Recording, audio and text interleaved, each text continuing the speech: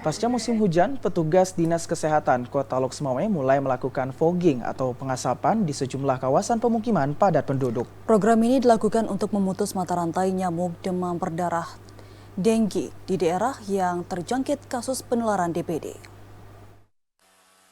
Pasca musim hujan, pertumbuhan jentik nyamuk atau DBD kerap meningkat di sejumlah daerah, salah satunya di kawasan Muara 1 Kota Lok Sumawe.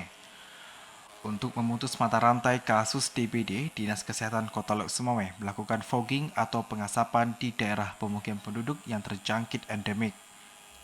Kepala Dinas Kesehatan Kota Lok Sumawe Safwaliza mengatakan merebaknya kasus demam berdarah di musim pancaroba ini membuat pihaknya melakukan berbagai upaya, salah satunya dengan melakukan fogging di sejumlah pemukiman warga yang dimungkinkan menjadi sarang nyamuk. Selain itu, pihaknya juga melakukan analisis ke rumah warga untuk pemeriksaan jentik serta pembagian bubuk abate. Dari hasil penataan, penyebaran DBD juga rentan terjadi di kalangan anak hingga remaja.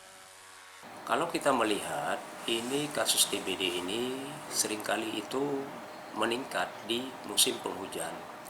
Karena di musim penghujan itu banyak sekali kaleng-kaleng bekas ataupun selokan-selokan yang tergenang airnya.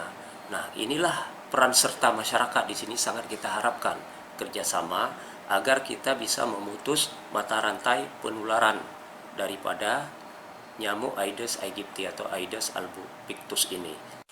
Diharapkan dengan adanya fogging ini dapat menekan pertumbuhan nyamuk Aedes aegypti yang merupakan penyebab demam berdarah. Selain upaya ini, warga juga diharapkan mewaspadai penyakit demam berdarah dengan menerapkan hidup sehat dan menjaga lingkungan, serta penerapan 3M yaitu menguras, mengubur barang bekas, serta mendaur ulang.